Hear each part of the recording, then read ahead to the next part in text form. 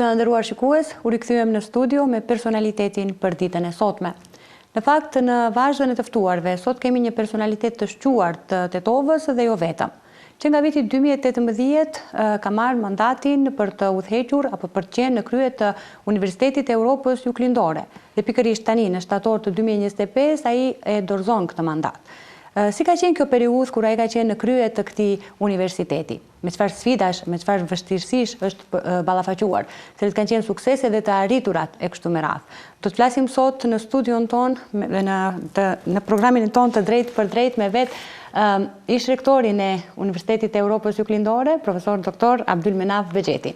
Përshëndetje profesor dhe faleminderit që na nderuat. Përshëndetje dhe faleminderit për mundësinë dhe ftesën, si zakonisht. Faleminderit shumë për atë që gjithmonë ndani kohë që t'jeni pjesë e emisionit tonë. Fillimisht të flasim për atë se si ka qenë kjo periudhë kur ju keni qenë në krye të këtij universiteti. Po, kryesisht ka qenë goxha dinamike, mund të them në mandatin e parë ka qenë edhe sfiduese, për shkaqe edhe objektive, edhe të rrethanave, të them edhe paksa të sektorit arsimit lartë.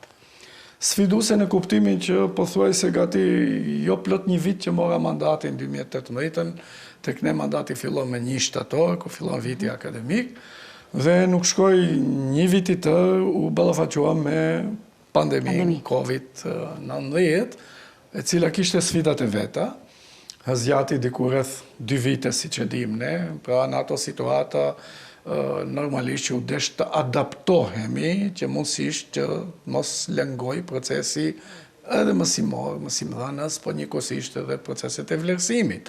Të ishin sfida goxha të mëdha për një situatë të them të papërcaktuar, pa parashikuar, bile sfiduese për universitetet shumë me përvojë, Cambridge, Oxford e të tjerë, të cilat komunikonim ne për shkak të lidhjes që kishim me kryetarin e bordit që vinte nga Oxfordi dhe përvojat e tyre se si organizohen ata për të pa.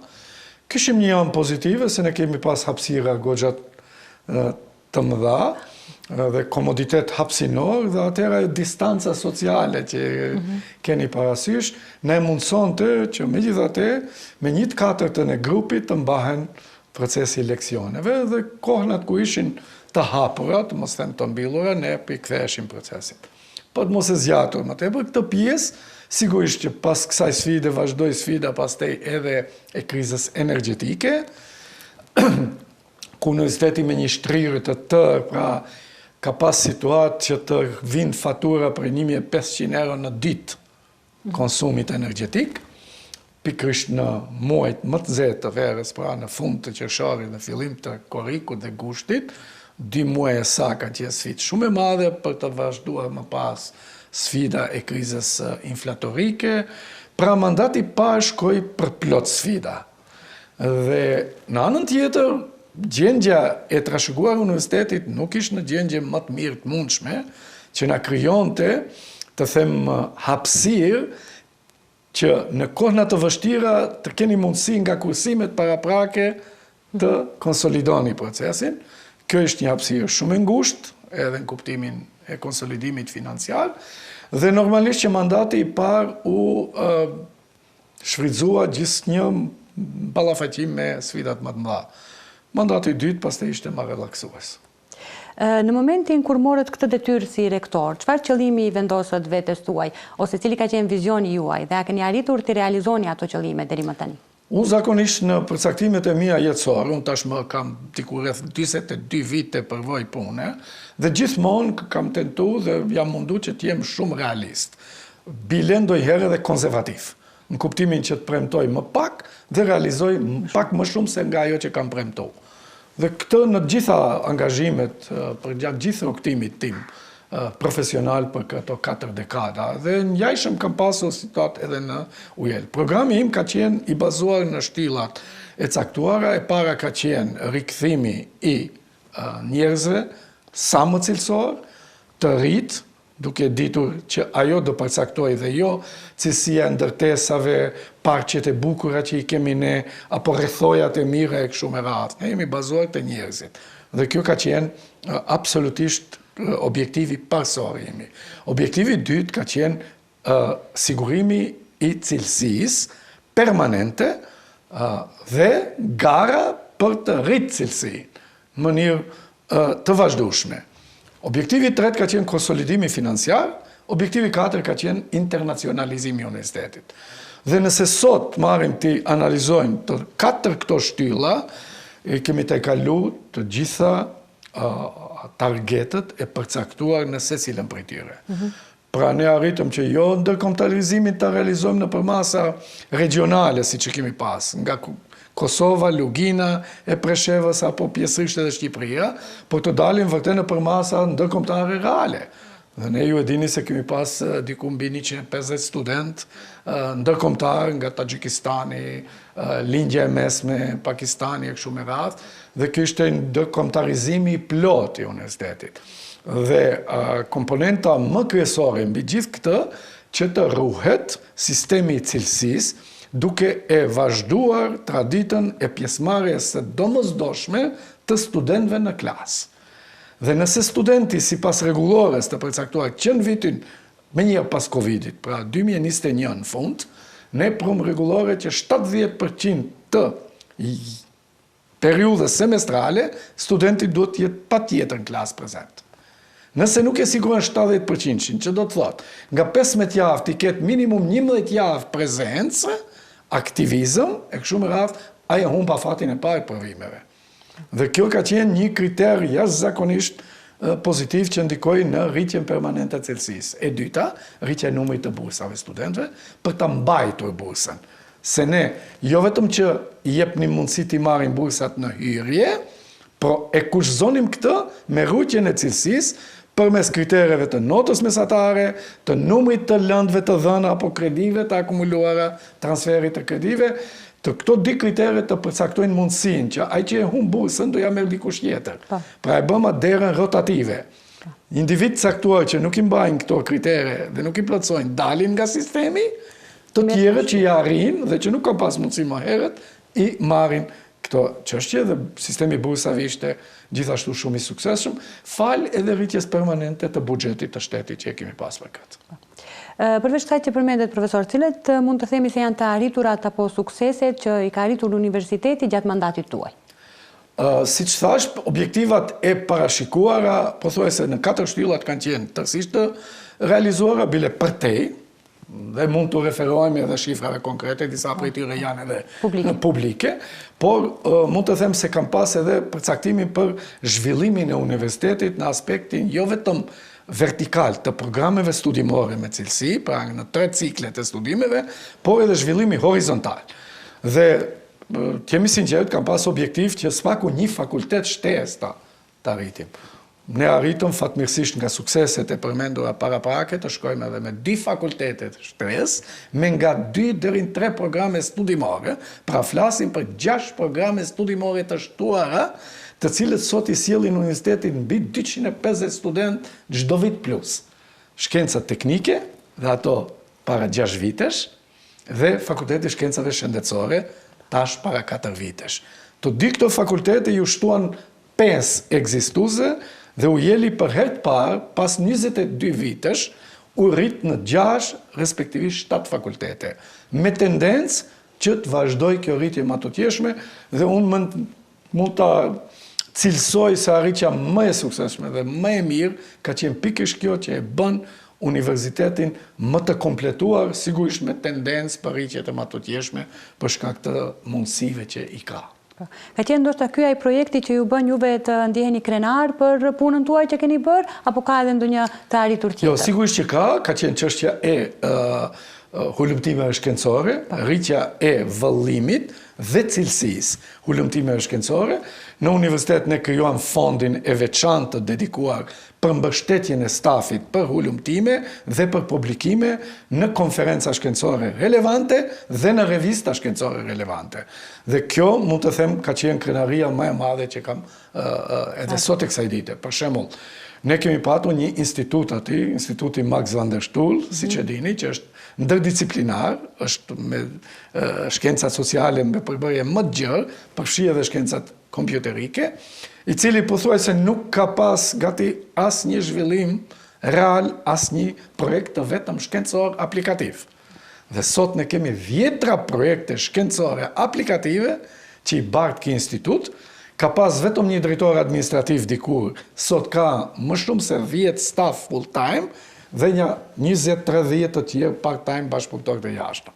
Pra është bë gati dikur, po t'i thoje dikuj në UJEL, se duhet të shkosh në institut të alokohesh, pra ishte, si të them, sankcionimi më i madh i mundshëm për dikend. Sot njerëzit garojnë kushdo merr mundësinë që të transferohet në institut për shkak edhe të fondeve të veta të institutit. Ashtu që arritëm ta bëjmë aq atraktiv çështjen shkencore dhe projektet shkencore aplikative, saqë ne jemi ndër të vetmit universitet shqipfolës në region, pas Universitetit Tiranës, të cilët marrin pjesë në ta ashtu quajtur 40 aleancat e universiteteve evropiane, me mbi 500 universitete të Evropës. Pra, mos flasim për Kosovë dhe Maqedoni, që i vetmi është projekti EU Challenge, pra sfidat e BE-s, në cilën merren 3 komponentat e tranzicionit, tranzicioni digital, tranzicioni ambiental dhe tranzicioni ekologjik në aspektin e bashkëpunimit me trekëndshin biznes, komunitet dhe akademi. Pra, ky trekëndsh e bën shtyllën, bazën e këtij projektit dhe UJEL-i aty është bartës i pakos më të rëndësishme, që është ashtu quajtura pakoja për Digital Campus, apo kampuset digitale. Për 8 universitetet e Evropës ne ndërtojmë zgjidhjen. Pra, dhe imagjinoni ato universitete nga Suedia dhe deri në Francë. Dhe normal që kjo na bën të ndjehemi krenar, se kemi dalë në rafshin, të them, ndërkombëtar, jo vetëm me mësim dhënie, por edhe me hulumtime dhe projekte shkencore të rëndësishme. Profesor, si ka ndryshuar universiteti gjatë mandatit tuaj, qoftë në aspektin akademik, infrastrukturor, apo në marrëdhënie ndërkombëtare? Në çështjen infrastrukturore, ne kemi qenë në situatë që një pjesë e madhe e infrastrukturës pothuajse u vjetroheshte, jo vetëm të them fizikisht, por vjetroheshte edhe në aspektin e përshtatshmërisë për ndjekjen e trendit të dinamikës së kohës. Erdhëm situatë që të ndrojmë të gjithë serverat në universitet, që të furnizojmë një gjenerat të tërë kompjuterësh të ri, gjenerat e re me 250 kompjuterë, të gjithë kompjuteret e sforcuar para praki ndam në për shkollat e mesme, fillore dhe shumë shkolla janë dëshmitarë për këtë punë që kanë pranuar klasë të tëra kompjuterësh dhe njëkohësisht përpos kësaj të punojmë edhe në ristrukturimin të them edhe të ndërtesave bazike të universitetit. Pra, një kapacitet investiv që është bë për 4-5 vite radhazi dhe vazhdon që tjetë. Kjo është komponenta, të them, infrastrukturore, dhe komponenta më e rëndësishme është ajo komponenta që i themi softverike, apo kapacitetet njerëzore. Sot në UJEL ne kemi gjenerata të reja të cilët kanë kry studimet master, apo edhe studimet të doktoraturës, gjithandej në botë.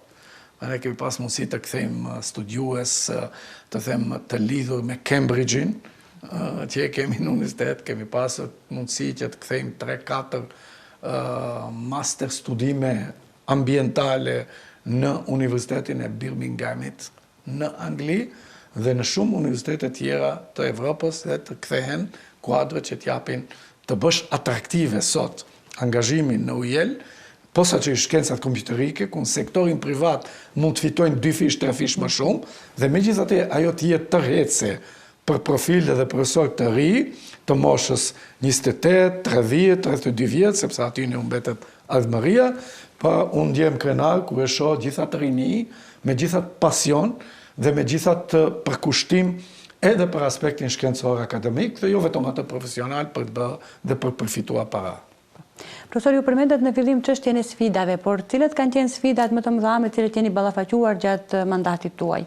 Sigurisht që kemi patur edhe sfida, unë disa për tyre përmenda, posaçërisht në mandatin e parë, njëkohësisht si rezultati atyre sfidave kanë qenë situata kur unë mora mandatin e parë, pagat në UJL ishin të ngrira, pra fris, edhe me vendimet e bordit të universitetit. Sfid ka qenë po ashtu paksa paradoksale edhe për dëgjuesit nuk mund ta kuptojnë, kur unë kam kërkuar nga kryetari bordit të universitetit që të korrigjojmë pagat e menaxhmentit lart, ti ulim për 20% pagat ekzistuese, ata ishin pothuajse të shokuar, posaçërisht kryetari bordit. Duke parashtuar pyetjen se si mendoni ta bëni këtë. Pra si do ulni pagën tuaj, pagën e prorektorëve, sekretarit gjeneral e kështu me radhë, dhe ne ishim të detyruar këtë ta bëjmë për të solidarizuar me të tjerët se nuk kishin rritje pagash dhe ne mundshim këtë ta bëjmë me nivelizim.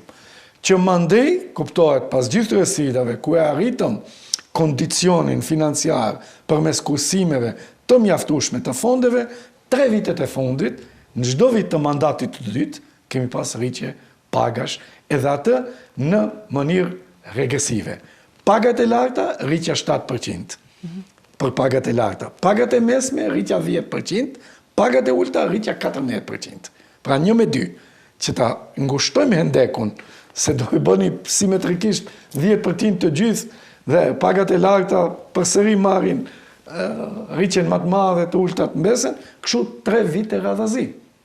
Pra në këtë situatë, unë mund të them se gati ka qenë motivimi më i madh i stafit, sepse akademikët, pjesa e botës akademike, përmes progresit akademik të titujve, pra nga docent në një ordinar dhe ordinar, ata realizonin ndonjë rritje, sepse rangu u mundson të rritje.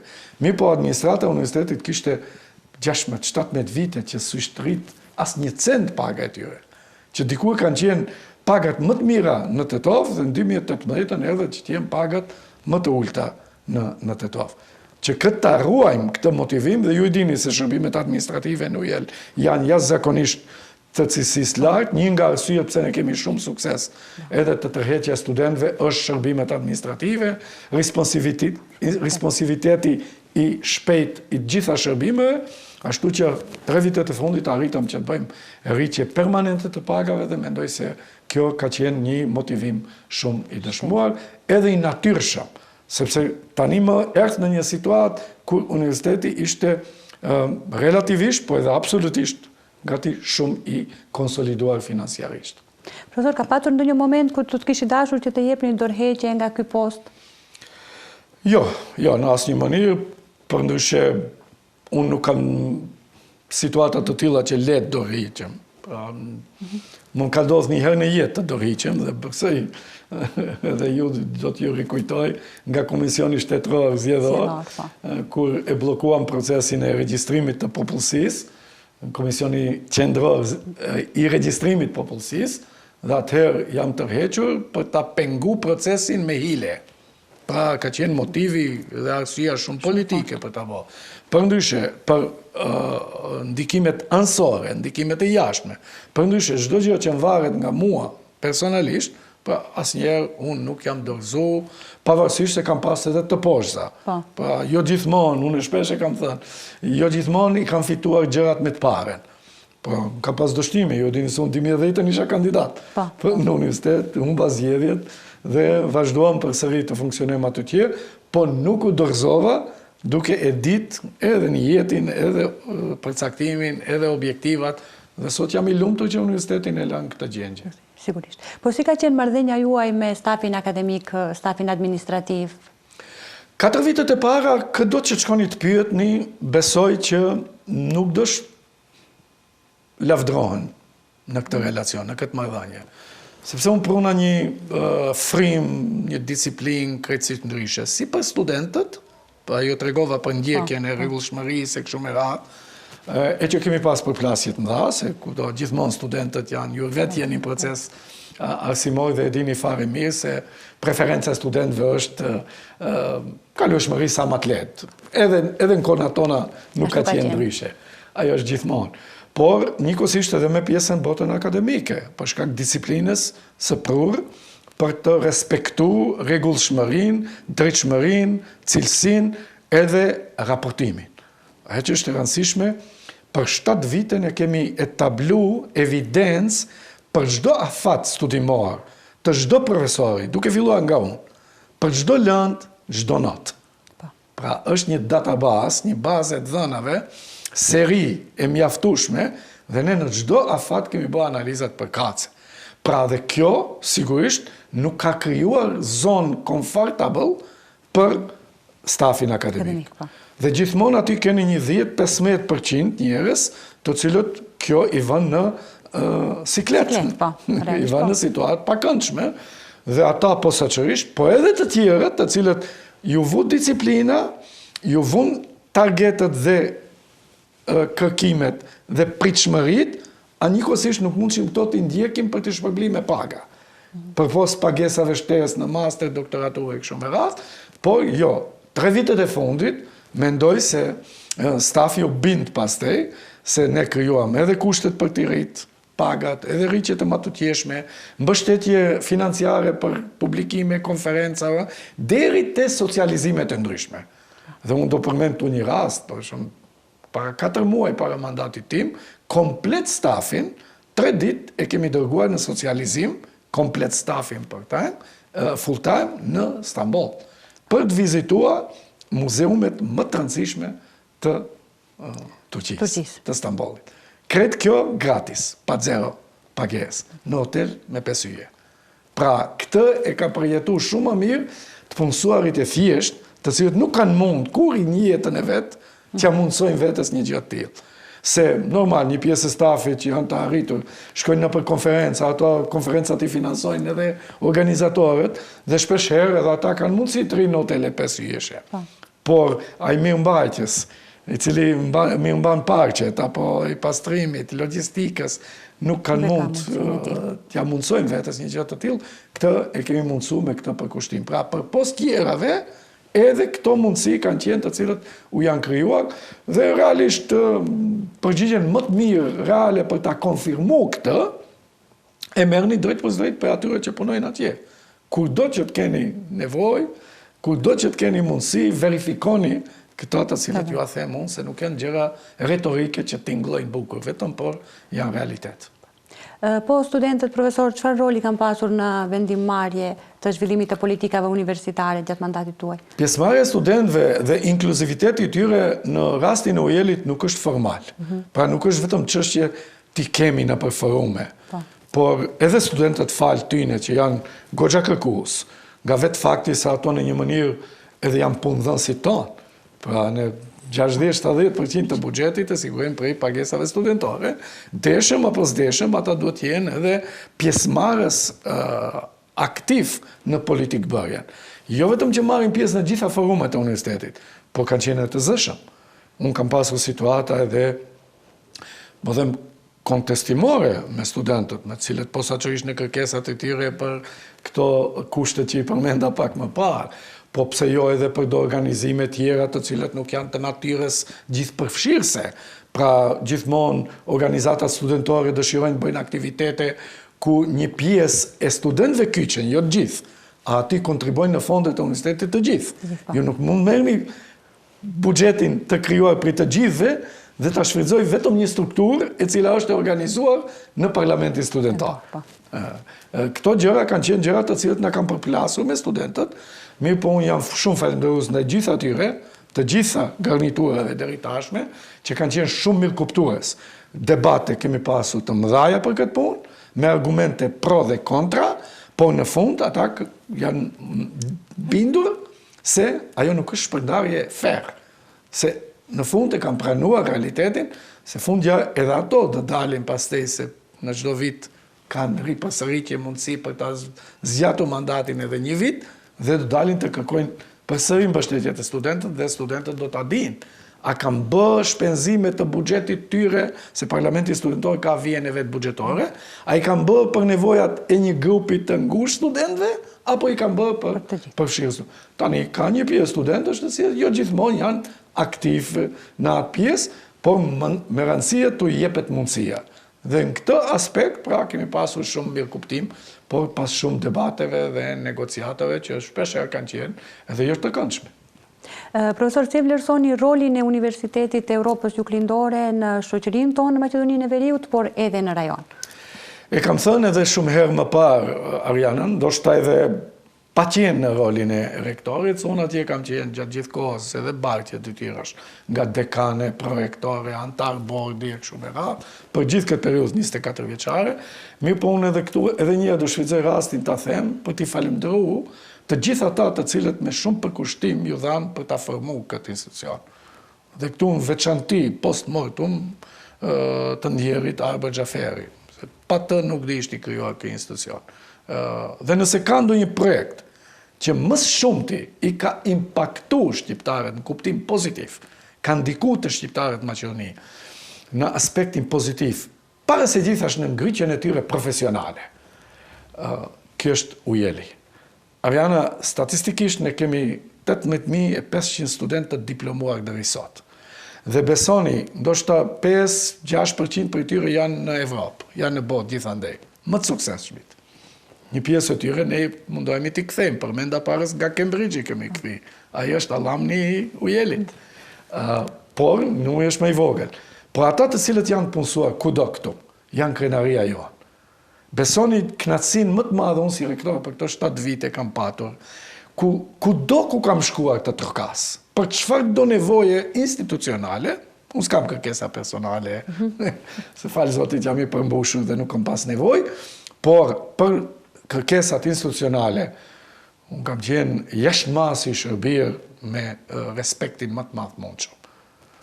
Duke ditur edhe vetën time, se kam qenë goxha profesor i shtënguar, do shtënguar jashtë, ata thonë, po si do që tjetë, por mendoj se 18.000 të diplomuar shqiptarë kanë ndryshuar botën shqiptare këtu. Dhe pjesa dërmuese e tyre sot i keni në për institucionet më relevante. Mos të bartës të funksioneve të larta, se ato kanë çelësin politik që i shkohet atje, por bartës të funksioneve profesionale. Profesionale të cilës edhe sot janë drejtorë dhe drejtues të sektorëve më të rëndësishëm të shtetit, të institucioneve shtetërore. Dhe ajo është gjenerata e cila përfaqëson dinjitetshëm ujelin. Dhe besoni, ja ku e keni bankën qendrore, Bankën Popullore të Maqedonisë. Bëjeni pyetje për cilëve universitete pranoni studenta atje, dhe do shihni. Pa vetëm 2 universitete. Fatkeqësisht, vetëm nga Ukimi dhe ujeli. Sepse atje kam testime, atje kam verifikime, dhe deshës duhet i kaloni këto. Pra, ne sot kemi drejtor të sektorit në bankën qendrore, cila ka marrë pozitën para disa javësh, që ka qenë studente e gjeratës parë imja. Zonja Ibrahimi. Narcisa Ibrahimi. Do jam krenar ku sot e shonë në vefatje, që ajo të jetë bartëse e një institucioni më reputativ në rastin e Maqedonisë. Prandaj e konfirmoj edhe njerë se nuk ka edhe një projekt tjetër që në aspekt profesional, shkencor, të integritetit tonë për të matë dhe ballafaqur me të tjerët në mënyrë të barabartë, bile edhe më të mirë se sa ujeli. Prandaj e nënvizova pak edhe më gjërësisht për ta bërë të qartë se ne shqiptarët dim të jemi shumë nihilist. Pra, duke na munduar problematikat përditshme, ne harrojmë se kemi pasur gjërat mira. Ne harrojmë se janë bërë edhe punë të mira. Dhe pak i promovojmë këto. Prandaj duhet ta shfrytëzoj rastin që ta nënvizoj pikërisht këtë arritje. Profesor, çfarë këshille do t'i jepni të rektorit të ri që tani do të merr detyrën? Ka marrë faktikisht detyrën. Rektori i ri tashmë 2 javë është në detyrë dhe mendoj se ka një nismë jashtëzakonisht të mirë. ai ka qenë bashkëudhëtari im 7 vite në këto detyra, por jo bartës i funksioneve, se nuk ka pranu. Do të befasohet dikush kush të dëgjon. Sot, për shumë t'i ofroni ju dikuj që t'jetë projektor, dhe ai të mos e pranoj, për arsye se thot nuk jam pjek kushtet. Të punoj me ty, edhe në mos e pranoj pozitën, ashtu që ai nuk është i ri fare në problematikat e universitetit. Ka qenë shoqëruesi im kryesor, po thuaj se gjithë këtë rrugtim. Dhe në këtë aspekt, vetëm vitin e fundit, ku ja kam arsjetu rrethanat se pse duhet të pranoj pozitën e projektorit, pra e është një vit projektor për planifikim financiar dhe zhvillim i universitetit, ndërkohë që ka qenë paraprakisht drejtor i ndërmarrjes që merret me shërbime komerciale në UJL, që i qemi në qendra BIC, Business Innovation Center. Atje ka udhëheq 3 vite. Ashtu që ai nuk është i ri i panjohur në këtë punë. Këshilla kryesore ka qenë në kuptimin që kujdesu për cilësinë, gjë të cilën ai e ka në programin e vet, programin e ka të promovuar, dhe nëse shikoni e program është 3P. Pra fillon me njerëzit, people, fillon mandej me planet, ndikimit e shoqërisë, dhe shtylla e tretë e programit ti është progresi. Pra njerëzit dhe progresi. Kështu që unë me gjas natyralisht ai e ka zhvilluar këtë program. Nuk kam qenë pjesë e sugjerimeve se çka do bëj në programin e vet, çka do parashikoj, por jam gëzu kur e kam pa se kjo nënkupton kontinuitet, vazhdimsi. Ashtu që në këtë aspekt nuk ka lënë hapësirë që unë ta këshilloj diçka veçarisht, sepse i ka identifiku dhe kretë ky prezantime ka bërë që ai edhe të kuptohet të rizgjidhet. Unë nuk e fshehi se mbështetja e programit ti nga ana ime ka qenë jashtëmase e madhe, sepse ai ka qenë i dëshmuar gjatë gjithë asaj periudhe që ju thash, se përkushtimin e ka institucional. Unë jam goxha institucionalist në jetën time, pra jam i përmbushur personalisht patjetër, por ja kam pa hajrin asaj për cilën motën time kam bartë edhe të disa bashkëpunëtorë me dekada. Ju them shpesh në gjuhën popullore, bëj punën prite rendin. Pra në jetë nëse e bën punën do të vi rendi. Ka brylla, apo? Dhe njerëzit hinë ndonjëherë pa rend. Po janë incidentale ato që hinë pa rend. Shumica janë në rend. Dhe nëse e pritni rendin, ju do realizoni dhe përmbushni veten më mirë. Ashtu që këtë e kanë ndjek një pjesë e madhe e bashkëpunëtorëve, dhe unë jam krenar për këtë vazhdimsi programore, po pse jo edhe profiluese apo njerëzore. Cilat janë planet e juaja personale pas përfundimit të mandatit? Angazhimet e mia janë 4 dimensionale për momentin, Ariana. E para është plani se, sipas praktikave juridike dhe statutit, ish rektori vazhdon të jetë 2 vite këshilltar i rektorit para prak. Kështu ka qenë edhe me gjithë rektorët para prak, gjithësisht me profesor Aledin Apazin, profesor Zamir Dikën, e kështu me radhë, kështu vazhdon të jetë me mua, për aq sa do ketë nevojë dhe ndjesi që rektori aktual të shfrytëzoj eksperiencat e ish rektorit. Kjo është një dimension i angazhimit, por unë kam 3 angazhime tjera të cilët janë pothuaj permanente dhe janë gjithjetësore, të që është antari Akademisë Shkencave dhe Arteve, ku kemi detyrime publikime shkencore vazhdueshme, por pse jo edhe çdo vit spaku një projekt shkencor. Pra janë gjëra të cilët kërkojnë përditshmëri angazhim, dhe kjo më bën më spaku 1 deri në 2 ditë javët angazhim full time në Akademinë e Shkencave të Maqedonisë, njëkohësisht edhe antar i jashtëm i Akademisë Shkencave të Republikës Kosovës.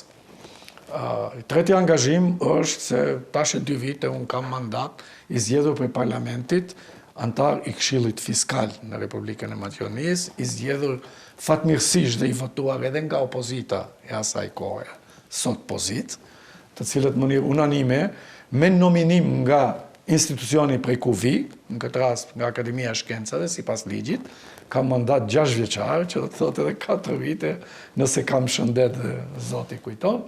Dhe e fundit është posa ku marr mandatin e 3 të qenit antar i bordit drejtues të bankës NLB slovene në Kosovë.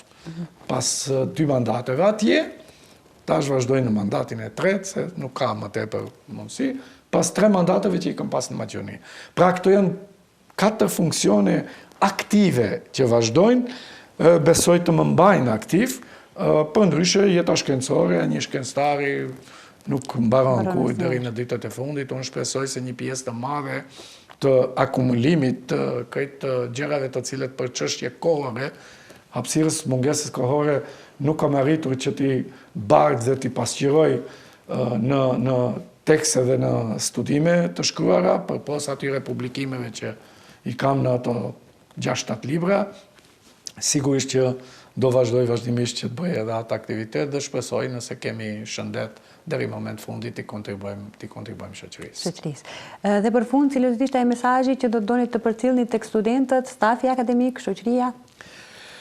Të studentët shkurt do të kisha sugjeruar që të vazhdojnë të mbajnë kondicionin dhe pasionin në mësimdhënie, sepse shoh një rrezik potencial në perspektivë, në kuptim të asaj që shikoni sot kemi inteligjencën artificiale, sot kemi zgjidhje tjera mekanike që nuk do vlerësohet shumë dija kështu me radhë, për çdo gjë pyet inteligjencën artificiale, është një trend fatkeqësisht që metastazon se ajo ndihmon shumë, por nuk të zgjidh gjë dhe nuk bën spaku profesionist. Profesionistin di kërkohet nesër të zgjidh probleme.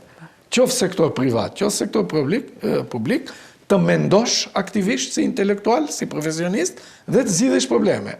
Ne i themi çdo ditë në retorikën tonë, critical thinking, problem solving. Po kjo tingëllon lehtë, po nuk është lehtë bëhet.